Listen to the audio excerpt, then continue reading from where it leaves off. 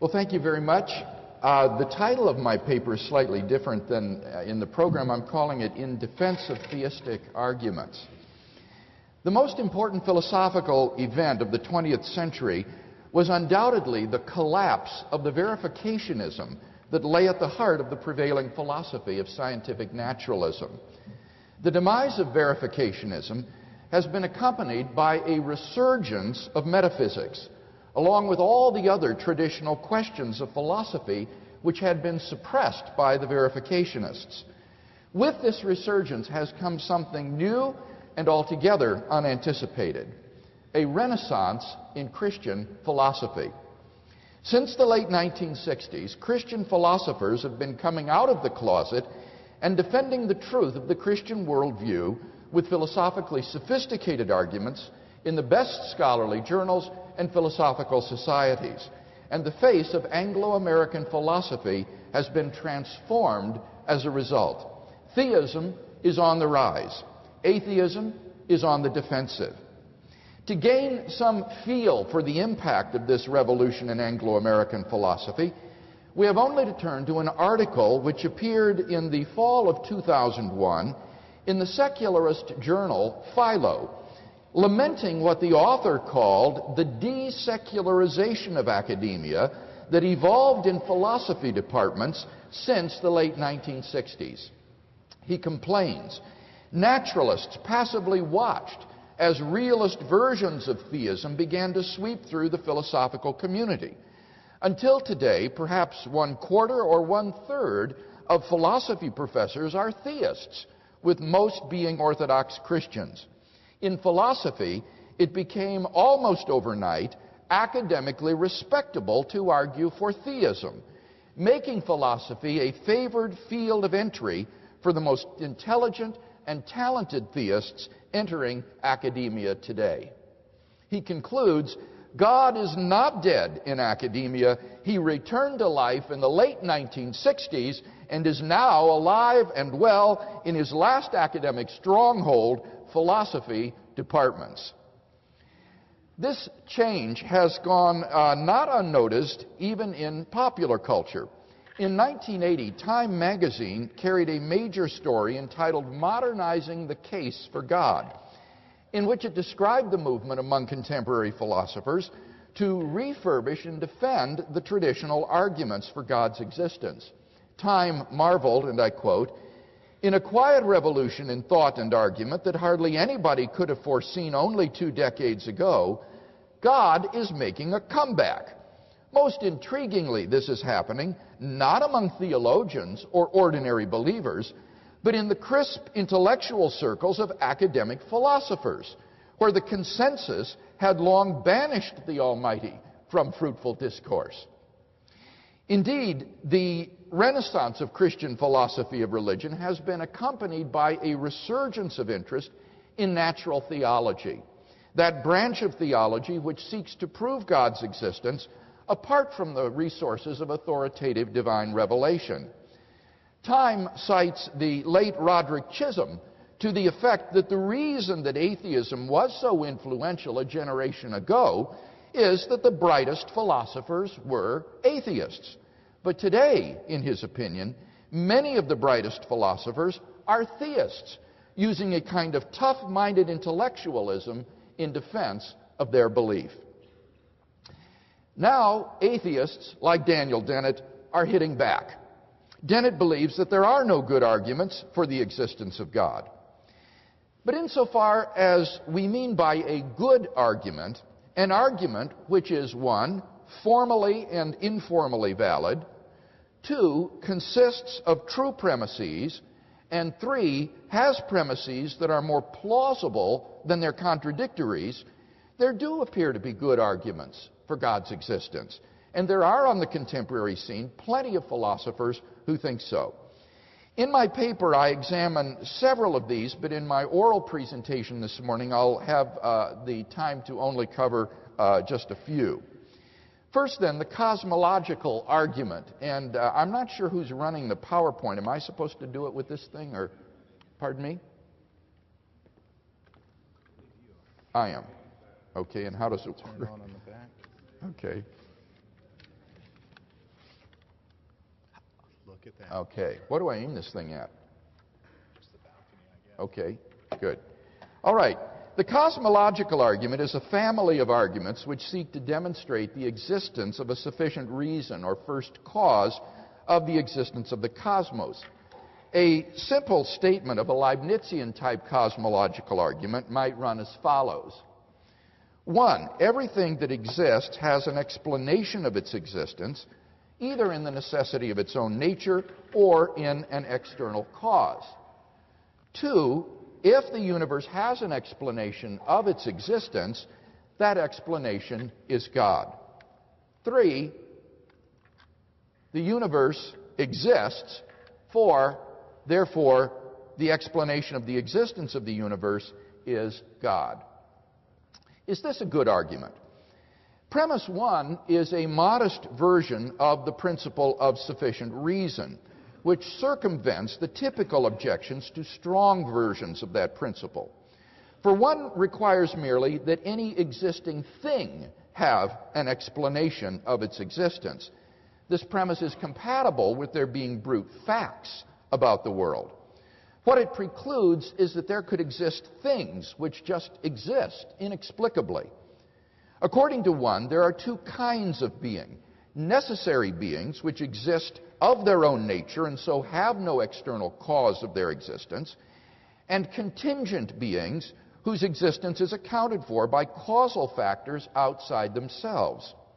Numbers might be prime candidates for the first sort of being, while familiar physical objects fall under the second kind of being. This principle seems quite plausible, at least more so than it's contradictory. One thinks of Richard Taylor's illustration of finding a translucent ball while walking through the woods.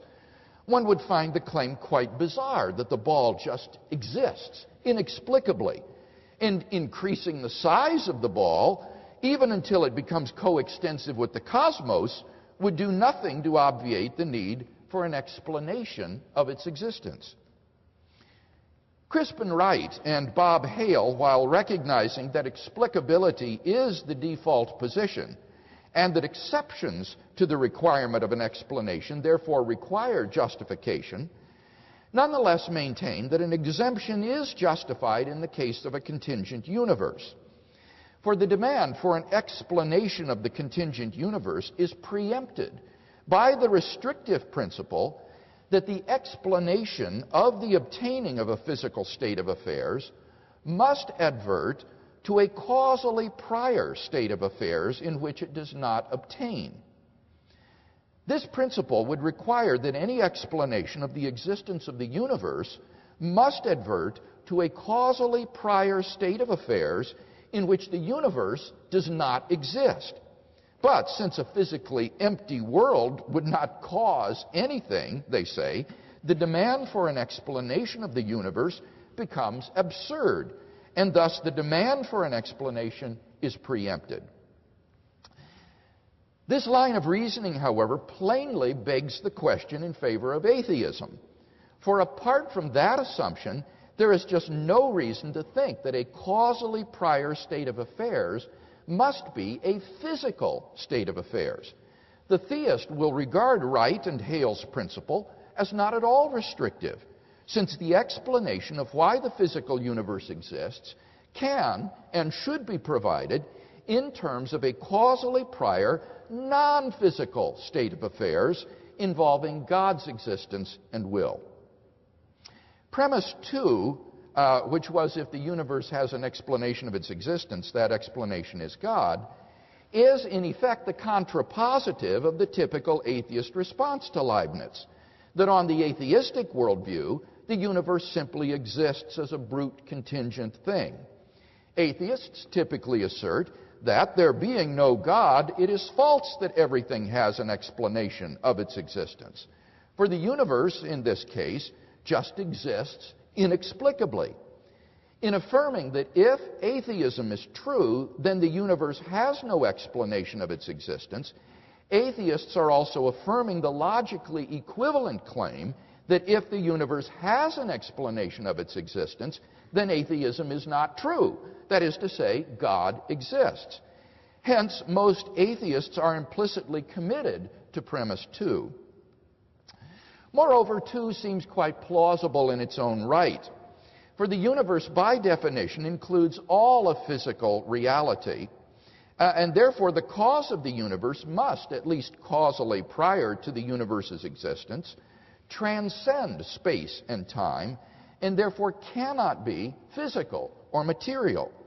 But there are only 2 kinds of things that could fall under such a description, either an abstract object or a mind. But abstract objects do not stand in causal relations. Therefore, it follows that the explanation of the existence of the universe is an external, transcendent, personal cause, which is one meaning of God. Finally, premise 3 states the obvious, that there is a universe. Since the universe exists, it follows that God exists. Now, although I haven't read all that Professor Dennett has written, I've not been able to find in his writings any response to this version of the cosmological argument apart from the following sentence, quote, "If why something exists rather than nothing is intelligible, then the answer, because God exists, is probably as good an answer as any. But look at its competition. Why not?" End quote. This is an amazingly conciliatory response. Dennett says nothing to show that the question is unintelligible, and if the theistic answer is as good as any answer that can be given to this question, then the theist will find himself so far forth as justified in his views as any atheist. But what about the atheist competition? Well, look at it. The counter question, why not, is ambiguous. Is the atheistic answer the claim that the universe just exists as a brute contingent? Then it runs afoul of the plausible version of the principle of sufficient reason stated in premise 1. Or is the atheist answer the claim that the universe exists by the necessity of its own nature? This would be an extremely bold suggestion which atheists, including Dennett, have not been eager to embrace. We have, one can safely say, a strong intuition of the universe's contingency. A possible world in which no concrete objects exist certainly seems conceivable. We generally trust our modal intuitions on other matters with which we are familiar. If we are to do otherwise with respect to the universe's contingency, then the non-theist needs to provide some reason for such skepticism other than his desire to avoid theism. Now, much more should be said about this, but I think that the atheistic answer to the question as to why anything at all exists strikes me as less plausible than the theistic answer. The premises of this Leibnizian version of the cosmological argument all seem more plausible than their negations. It therefore follows that the explanation for why the universe exists is to be found in God. Another version of the cosmological argument, which I have called the Kalam cosmological argument, constitutes an independent argument for a transcendent creator of the universe. The Kalam cosmological argument can be formulated as follows. 1, whatever begins to exist has a cause. 2, the universe began to exist. 3, therefore, the universe has a cause. Conceptual analysis of what it means to be a cause of the universe then aims to establish some of the theologically significant properties of this being. Now, premise 1 seems obviously true, at least more so than its negation. It is rooted in the metaphysical intuition that something cannot come into being from nothing. To suggest that things could pop into being uncaused out of nothing is to quit doing serious metaphysics and to resort to magic. Furthermore, if things really could come into being uncaused out of nothing, then it becomes inexplicable why anything and everything does not come into existence uncaused from nothing. Finally, the first premise is constantly confirmed in our experience. Atheists who are scientific naturalists thus have the strongest of motivations to accept it. Dennett, in his all too brief critique of the cosmological argument, misstates the first premise, as everything that exists must have a cause, which occasions his obvious retort, what caused God? This is merely to caricature the argument. In fact, apart from certain Enlightenment thinkers, or Enlightenment rationalists, who by cause merely meant sufficient reason, no orthodox theist has ever asserted that everything has a cause, or that God is self-caused, a notion rightly rejected by Aquinas as metaphysically impossible. Nevertheless, it is noteworthy that Dennett does not think that the universe popped inexplicably into being, uncaused out of nothing. On the contrary, he affirms the first premise, stating that a being, quote, outside of time is nothing with an initiation or origin in need of explanation. What does need its origin explained is the concrete universe itself, end quote. Dennett rightly sees that a being which exists eternally, since it never comes into being, has no need of a cause, as do things which have an origin. So Dennett affirms the first premise, which will lead him, as we shall see, to the remarkable position that the universe must have caused itself to come into being.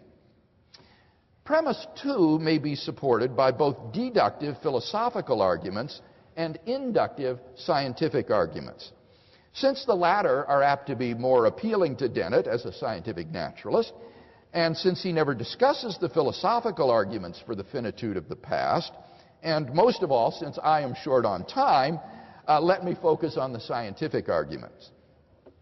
One empirical argument for the beginning of the universe is based on the expansion of the universe.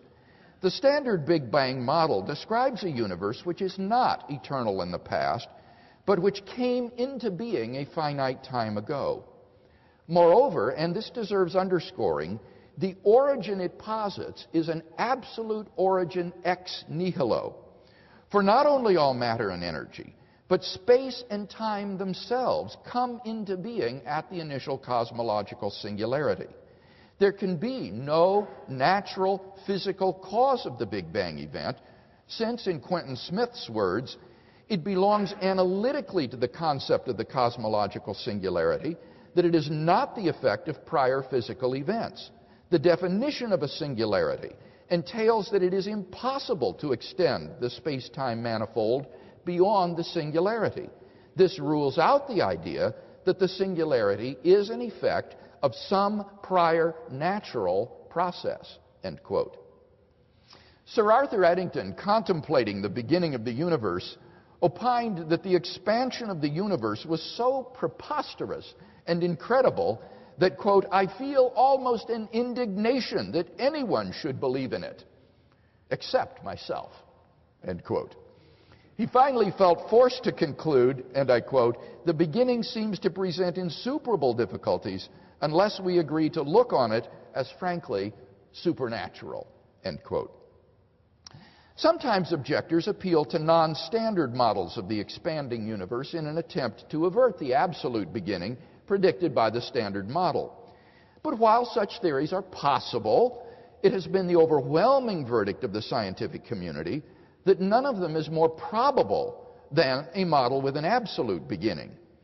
Indeed, the history of 20th century cosmology can be viewed as one failed attempt after another to avert the absolute beginning predicted by the standard model. According to Stephen Hawking, and I quote, almost everyone now believes that the universe and time itself had a beginning at the Big Bang, end quote. Moreover, a watershed of sorts appears to have been reached in 2003 when Arvind Borde, Alan Guth, and Alexander Vilenkin successfully formulated a theorem which establishes that any universe which has, on average, over its past history, been in a state of expansion cannot be infinite in the past, but must have a past space-time boundary. This is a theorem of great power which applies alike to oscillating models, since over time the oscillations increase in size, to inflationary models, and to higher dimensional brain cosmological models based on string theory, as well as to typical expansion models. Vilenkin pulls no punches. Quote, "It is said that an argument is what convinces a reasonable man, and a proof is what it takes to convince even an unreasonable man.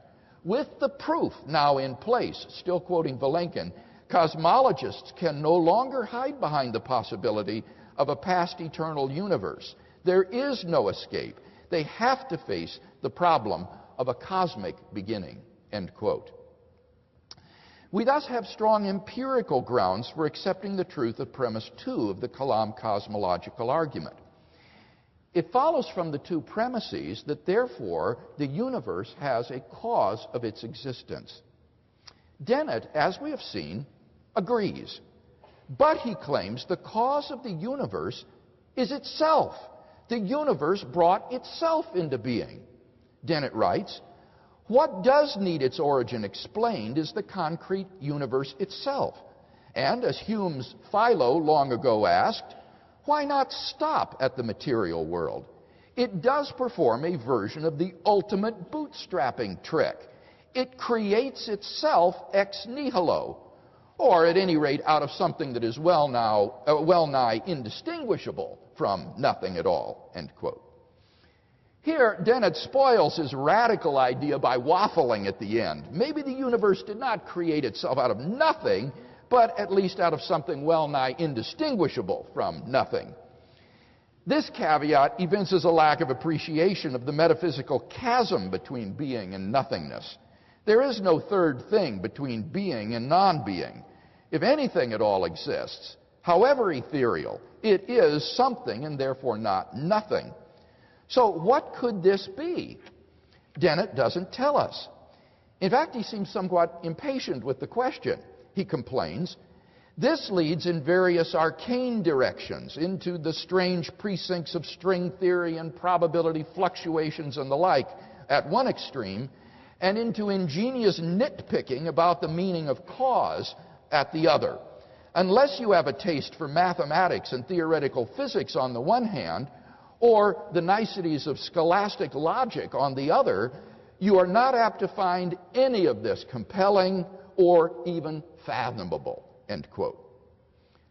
How strange to indict an argument because it appeals only to the inquisitive and the intelligent. In a word, to the brights. In any case, however, the appeal of the argument is irrelevant. Even if Dennett's complaint were correct, it constitutes at best a piece of friendly atheistic advice to theists about the limited utility of the Kalam cosmological argument in evangelism.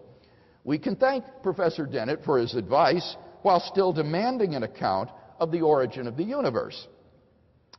The best sense that I can make out of Dennett's suggestion is to construe it as an endorsement of a model of quantum creation such as is offered by his Tufts University colleague, Alexander Vilenkin.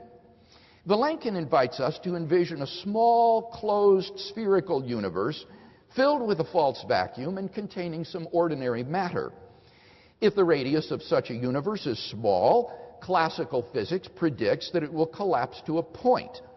But quantum physics permits it to tunnel into a state of inflation.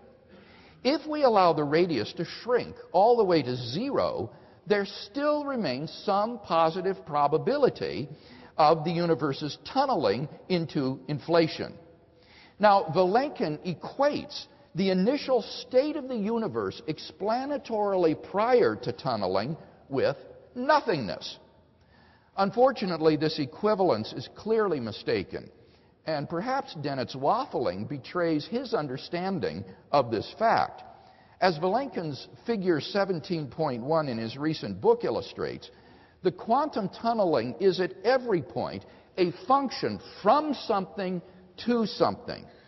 For quantum tunneling to be truly from nothing, the function would have to have only a single term, the posterior term. Another way of seeing the point is to reflect on the fact that to have no radius, as is the case with nothingness, is not to have a radius whose measure is zero. Thus, on Vilenkin's model, we are still left wondering what caused the initial state of the universe to come into being. Dennett's answer is the universe, in the ultimate bootstrapping trick, created itself. Dennett's bold hypothesis would at least help to resolve A.N. Pryor's objection that if something can come into being out of nothing, then it becomes inexplicable why anything and everything does not come into being out of nothing. On Dennett's view, the coming of the universe into being is causally constrained. It creates itself. Of course, that still leaves us wondering why other things, say bicycles and hot dogs and unicorns, do not have that same capacity. But never mind. As Aquinas argued, self-creation is metaphysically absurd, since in order to cause itself to come into being, the universe would have to already exist. One is thus caught in a vicious circle. Aquinas made the point with respect to an eternally existing universe, but his argument is even more forceful with respect to a universe with a beginning. For in the latter case, the universe must be not only explanatorily prior to itself, but even, it seems, chronologically prior to itself, which is incoherent. Thus, Dennett's imaginative suggestion is wholly implausible. It therefore follows that the universe has an external cause. Conceptual analysis enables us to recover a number of striking properties which must be possessed by such an ultramundane being. For as the cause of space and time, this entity must transcend space and time, and therefore exist atemporally and non-spatially, at least without the universe. This transcendent cause must therefore be changeless and immaterial, since timelessness entails changelessness, and changelessness implies immateriality. Such a cause must be beginningless and uncaused, at least in the sense of lacking any antecedent causal conditions. Occam's razor will shave away any further causes, since we should not multiply causes beyond necessity. This entity must be unimaginably powerful, since it created the universe without any material cause. Finally, and most remarkably, such a transcendent cause is plausibly taken to be personal. 3 reasons can be given for this conclusion. First, there are 2 types of causal explanation: scientific explanations in terms of laws and initial conditions, and personal explanations in terms of agents and their volitions. A first state of the universe cannot have a scientific explanation, since there is nothing before it, and therefore it can be accounted for only in terms of a personal explanation. Secondly, as we've already seen, the personhood of the cause of the universe is implied by its timelessness and immateriality, since the only entities we know of which can possess such properties are either minds or abstract objects, and abstract objects do not stand in causal relations. Third, this same conclusion is also implied by the fact that we have in this case the origin of a temporal effect from a timeless cause. If the cause of the origin of the universe were an impersonal set of necessary and sufficient conditions, it would be impossible for the cause to exist without its effect.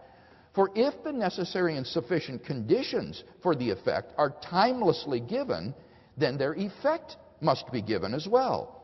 The only way for the cause to be timeless and changeless, but for its effect to originate anew a finite time ago, is for the cause to be a personal agent who freely chooses to bring about an effect without any antecedent determining conditions. Thus we are brought not merely to a transcendent cause of the universe, but to its personal creator. Third argument, the teleological argument. Once thought to have been demolished by Hume and Darwin, the teleological argument for God's existence has come roaring back into prominence in recent years. Undoubtedly, it is the discovery of how complex and sensitive a nexus of initial conditions must be given in order for the universe even to permit the origin and evolution of intelligent life, which has served to reopen the books on the teleological argument. The discovery of cosmic fine-tuning has led many scientists to conclude that such a delicate balance of physical constants and quantities as is requisite for life cannot be dismissed as mere coincidence, but cries out for some sort of explanation. What is meant by fine-tuning? The physical laws of nature, when given mathematical expression, contain various constants, such as the gravitational constant, whose values are not mandated by the laws themselves. A universe governed by such laws might be characterized by any of a wide range of values for such variables.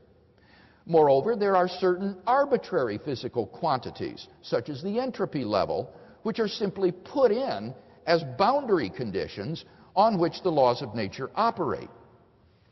By fine-tuning, one means that the actual values assumed by the constants and quantities in question are such that small deviations from those values would render the universe life-prohibiting, or alternatively, that the range of life-permitting values is exquisitely narrow in comparison with the range of assumable values. Dennett therefore errs when he represents the argument from fine-tuning as based upon the elegance and precision of the laws of nature. The laws of nature may, as he suggests, be metaphysically necessary, but it is the contingent values of the constants appearing in those laws and the contingent boundary conditions on which those laws operate which are incomprehensibly fine-tuned for life and are the focus of interest. In a sense, easier to discern than to articulate, this fine-tuning of the universe seems to manifest the presence of a designing intelligence.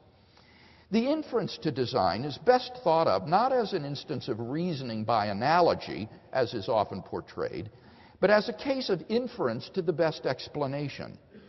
John Leslie speaks of the need for what he calls a tidy explanation. A tidy explanation is one that not only explains a certain situation, but also reveals in so doing that there is something to be explained. Leslie provides a whole retinue of charming illustrations of tidy explanations at work. Suppose, for example, that Bob Stewart is given a new car for his birthday. Now, there are millions of license plate numbers, and it is therefore highly unlikely that Bob would get, say, CHT4271 on his license plate. Yet that plate on his birthday car would occasion no special interest. But suppose Bob was born on August 8, 1949, and he finds on the license plate BOB 8849 on his birthday card. He would be obtuse if he shrugged this off with the comment, well, it had to have some license plate number, and any number is equally improbable. But what makes this case different than the other? Well, a full-fledged theory of design inference has recently been offered by William Dembski. Dembski's analysis can be used to formalize what Leslie grasped in an intuitive way. What makes an explanation a tidy one is not simply the fact that the explanandum is some improbable event, but the fact that the event also conforms to some independently given pattern, resulting in what Dembski calls specified complexity. It is this specified complexity, high improbability plus an independent pattern, that tips us off to the need for an explanation in terms of more than mere chance. An alternative approach to design inferences is offered by Robin Collins, who employs a Bayesian approach to argue that the cosmic fine-tuning is much more probable on the hypothesis of design than on the hypothesis of a single atheistic universe, and that therefore the evidence of fine-tuning strongly confirms design over its rival hypothesis. Regardless of which approach one adopts, the key to detecting design is to eliminate the two competing alternatives of physical necessity and chance. Accordingly, a teleological argument appealing to cosmic fine-tuning could be formulated as follows. 1. The fine-tuning of the universe is due to either physical necessity, chance, or design. 2, it is not due to physical necessity or chance. 3, therefore, it is due to design. Now, since premise 1 seems to exhaust the alternatives, the cogency of this argument will depend upon the plausibility of premise 2. Can the cosmic fine-tuning, then, be plausibly attributed to physical necessity?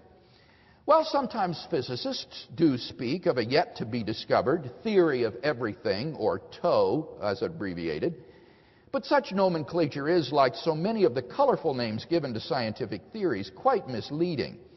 A TOE actually has the limited goal of providing a unified theory of the 4 fundamental forces of nature, to reduce gravity, electromagnetism, the strong force and the weak force, to one fundamental force carried by one fundamental particle. Such a theory will, we hope, explain why these 4 forces take the values they do. But it will not even attempt to explain literally everything. For example, the most promising candidate for a TOE to date, superstring theory, or M theory, fails to predict uniquely our universe. Stephen Hawking recently addressed this question at a cosmology conference at University of California, Davis. Notice the alternative answers available to the question he poses. I quote, "Does string theory, or M theory, predict the distinctive features of our universe, like a spatially flat 4-dimensional expanding universe with small fluctuations, or the standard model of particle physics?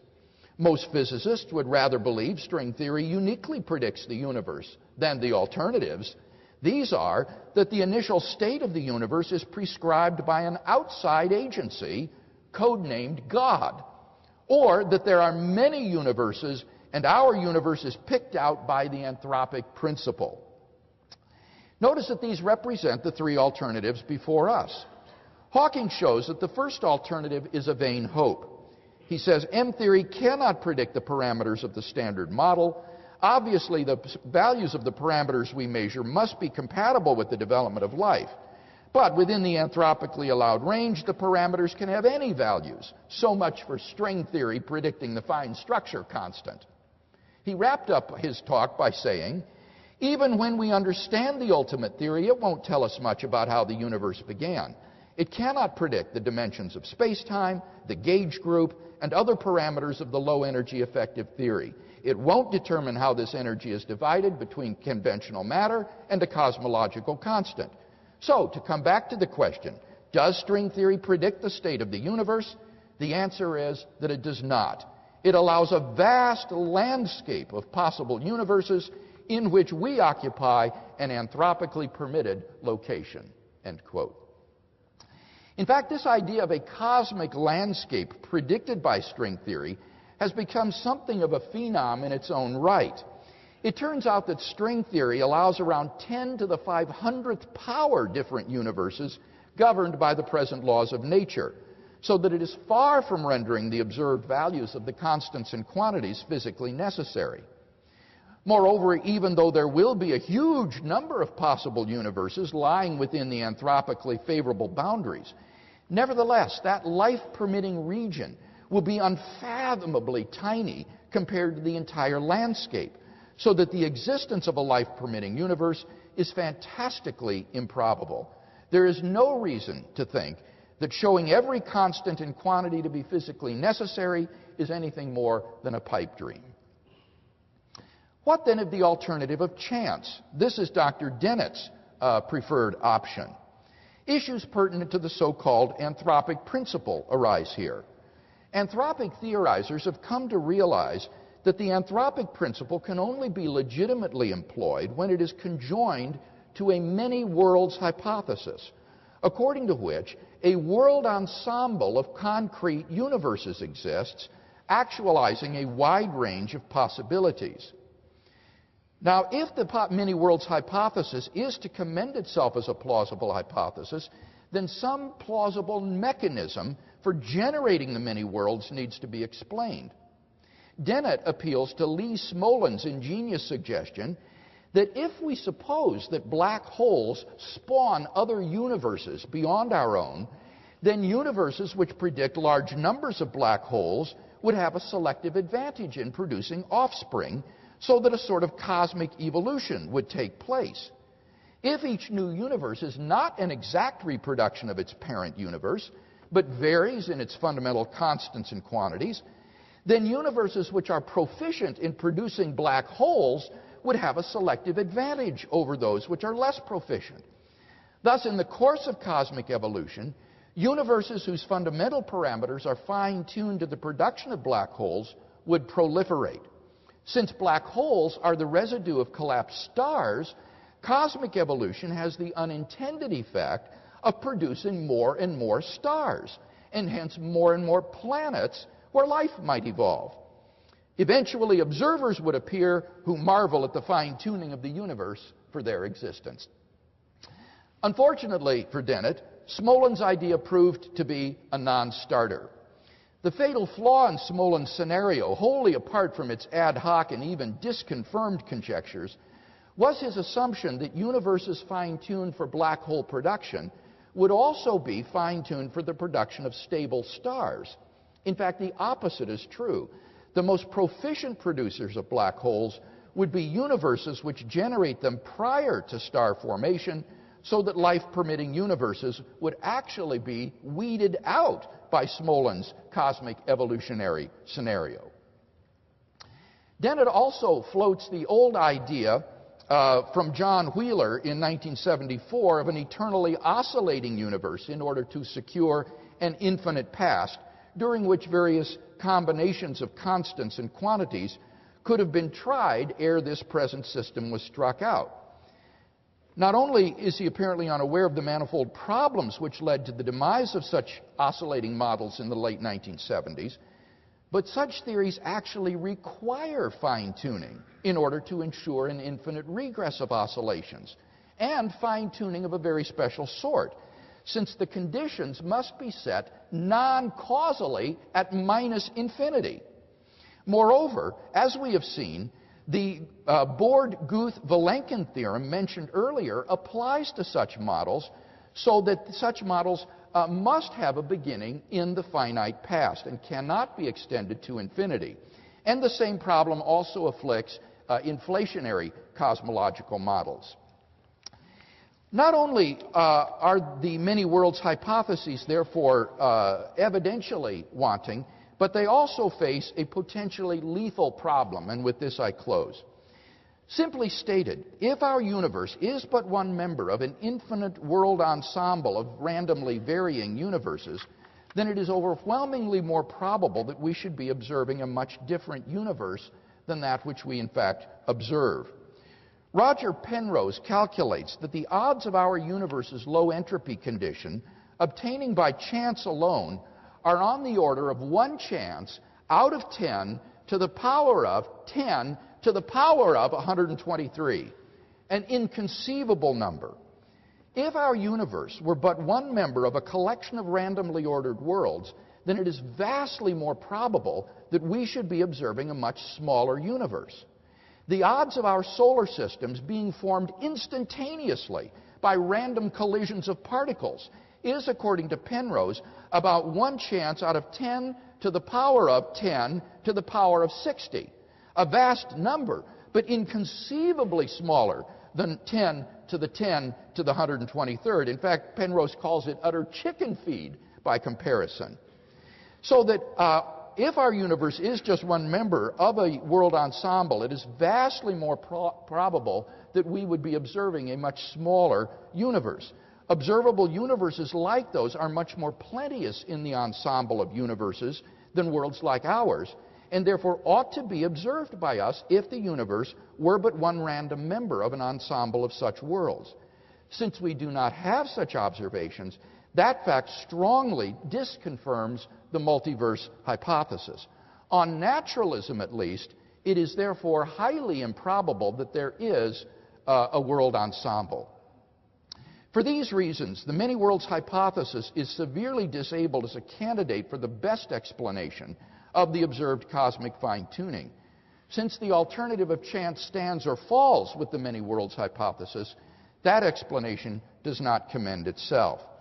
It therefore seems that the fine-tuning of the universe is plausibly due to neither physical necessity nor to chance, it follows that the fine-tuning is therefore due to design.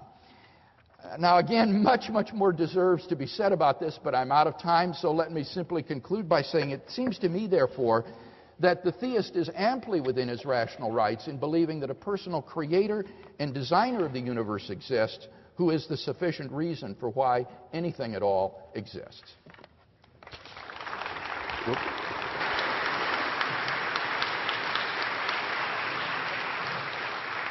That is a virtuoso job. A stunning amount of careful articulation, structure of some dauntingly difficult issues.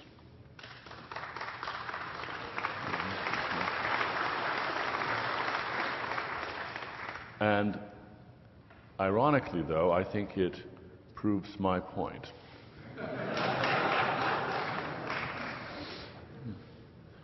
What Professor Craig does brilliantly and with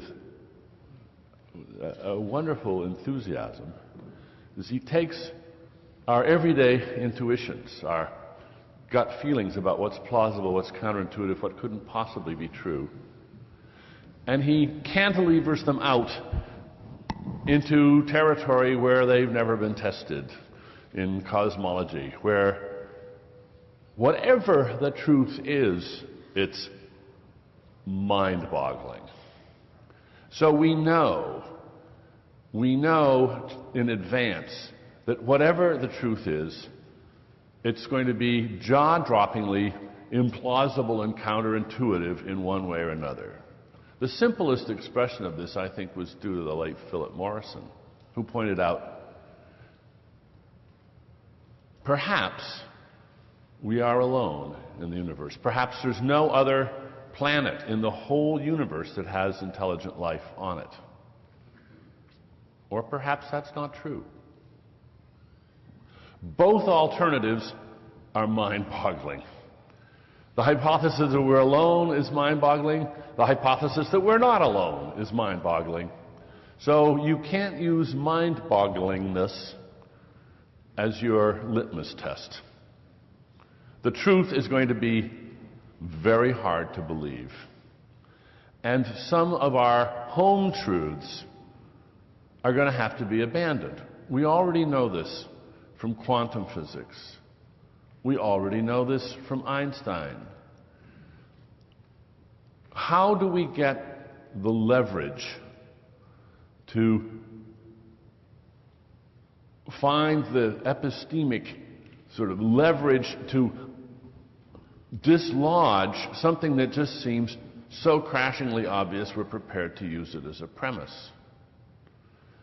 It takes a huge scientific structure with complex mathematical arguments and a sort of delicious conspiracy of confirmatory evidence, and finally people shake their heads and say, okay, however counterintuitive this is, we're going to have to accept it. That's the situation in quantum mechanics, as Richard Feynman, the late great physicist, said, and he was as arrogant a scientist as there ever was. He had a black belt in overconfidence. And he says, I don't understand quantum mechanics. Nobody understands quantum mechanics. Maybe nobody can. In those circumstances, you come to trust the mathematical theory that you can't interpret yet. Raging battles over how to interpret quantum mechanics. Unsettled. But, as Feynman points out, the mathematical structure, which is just in some sense a black box that we can't yet get to the bottom of, it predicts results of such breathtaking accuracy. His comparison, I won't get it exactly right, but I think it's like being able to measure the distance between San Francisco and Miami to a hair's breadth. Breathtakingly accurate predictions. Those are the sorts of just the weight of evidence that can overturn everyday intuitions that you just think, that couldn't possibly be false. But it turns out to be false. And what Professor Craig has shown us is how the arguments go, and how, if you start with a bunch of initially very plausible premises, and in each case he says, look, this is a very plausible premise. I don't see how this could be false. This just stands to reason. And then you pursue it, and he does that. As near as I could see, I have no quarrels with the relentless development he puts on those premises. But we end up at really remarkably implausible conclusions. Now, officially, of course, if you end up with a self-contradictory conclusion, you've got a reductio ad absurdum argument, and something has to give. I cannot pin a formal reductio on anything. At least if I can't do it impromptu. There was an awful lot going on in that talk. But I can point to some areas of suspicion.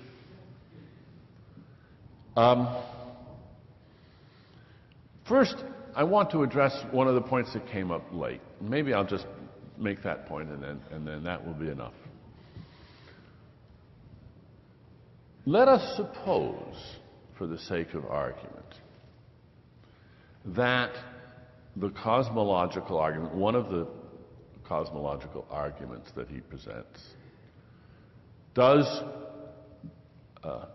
favor the conclusion that the cause of the universe is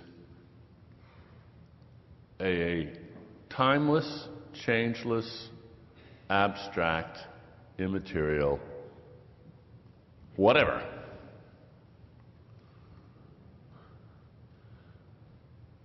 At that point, we have no idea what that might be.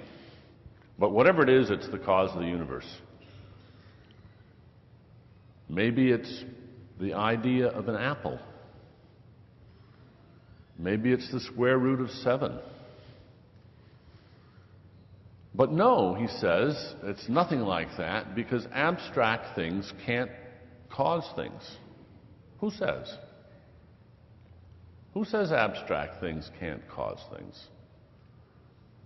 My favorite example of an abstract thing causing things is the principle of triangulation, so that when you want to keep your house from going like this, you put a triangular piece on and you tack it down, and then thanks to the rigidity of triangles, you create a rigid structure. It seems causal. It's quite wonderful, the effect of tacking that extra piece on and making the triangle, and now we've got a rigid figure. It's Euclidean geometry, an abstract principle being invoked in a causal way. But you say, well, that's not really causation. Okay, it's something like causation. And of course, we've already heard from Professor Craig, it's not really like causation when God causes the universe, because it's not causation it's not physical causation. Well, what do we know about non-physical causation? Nothing. Absolutely nothing. So we're really just guessing at what non-physical causation could be. Our intuitions just don't carry us into that area. Now, contemporary cosmology is a fascinating area, and I must say it completely twists my head up, and I have no confidence about anything in that area. I'm delighted that Professor Craig mentioned my colleague Alex Valenkin, who is one smart dude, and I wish I could get to the bottom of all of the stuff that Alex does. I wish Alex were here to respond, because I know that Alex and Alan Guth and some of these other people would have an awful lot to say. Unfortunately, it would be highly technical, and I don't think I would understand it, and I don't think most of you would understand it. But they, first of all, they wouldn't agree. contemporary cosmology is in a wonderful snarl. And those of us who are not mathematicians and physicists are going to have to sit on the sidelines and wait for something to percolate out of this. The intrepidness with which Professor Craig leaps in there and chooses sides is a wonderful thing. I just don't have his courage on that point. But back to the question of this changeless God. The trouble with a changeless God is that it is changeless. It is outside of time. Don't bother praying to it, or certainly don't expect it in time to hear your prayer and answer your prayer. A changeless God is a deist God at best. So that's why I don't think that most people in the world who believe in God need take anything more than the most passing curiosity, interest in the battle of cosmology, because it doesn't really reflect a response to their curiosity at all. Now, Professor Craig says that he's got some arguments that this is a personal God. One of the premises is there's two kinds of causation: scientific causation and personal causation. I submit that that's just false. That's as good as my life work to show how personal causation reduces to scientific causation. So that's where I would drive the wedge in there. But that's a long story. Thanks very much. Alister, would you like to say one word? Yes, Mark. I'm being allowed one word. I love philosophers, and I mean, you can see why philosophy gets us so far so quickly with some of these great debates. But what was really interesting, I think, is the way in which most interesting, what Professor Lane Craig referred to as natural theology, is actually being done by scientists at the moment. Let me just reflect on some of the themes that have begun to emerge. Last year, 2006, we had Paul Davis' book, The Goldilocks Enigma. Here's a cosmologist reflecting on some of the things, certainly that William Lane Craig mentioned, but others as well, and saying, look, there is something very strange going on here. He lacks philosophical sophistication, but nevertheless his view is very clear. There is something going on here that cannot be simply explained on purely naturalist grounds. I think it's an extremely interesting conclusion. Or again, we need to be aware, I think, that what Professor Lane Craig referred to as fine-tuning is not limited to cosmology. Certainly it's often presented as such, but as scientific research proceeds, these phenomena are popping up in chemistry, in biology, in biochemistry. To give you one very simple example, this is from R.J.P. Williams, the noted Oxford inorganic chemist who pioneered the whole field of bioinorganic chemistry. He makes this point: the chemistry of carbon, the title of, I'm sure, a very dull book, but the chemistry of carbon basically is quantum mechanically determined. If it were very slightly different, then complexes, molecules like DNA would not be as they are. They would not be able to encode information. There would be no evolution because there's no evolvability. And the key point he's making is there's something very strange going on here. Now, of course, this proves nothing, but it is highly suggestive. Now, Bob Williams is not a Christian. He's a robustly secular person. But he said to me, and I'm afraid his language is rather less elegant than William Lane Craig's, there's something bloody funny going on here. And it seems to me that that gut intuition actually is something very significant. I mean, in many ways, the teleological argument is the conceptual articulation of that gut feeling. There is something odd going on here. I wouldn't invest a huge amount in this. I wouldn't make my faith in God depend on this perception. There's something going on here. But certainly it strongly resonates with what we see. And it seems to me that we've yet to see the full flowering of this new scientific interest in natural theology. I'm looking forward to seeing where it goes, because I think it may take us some very interesting places.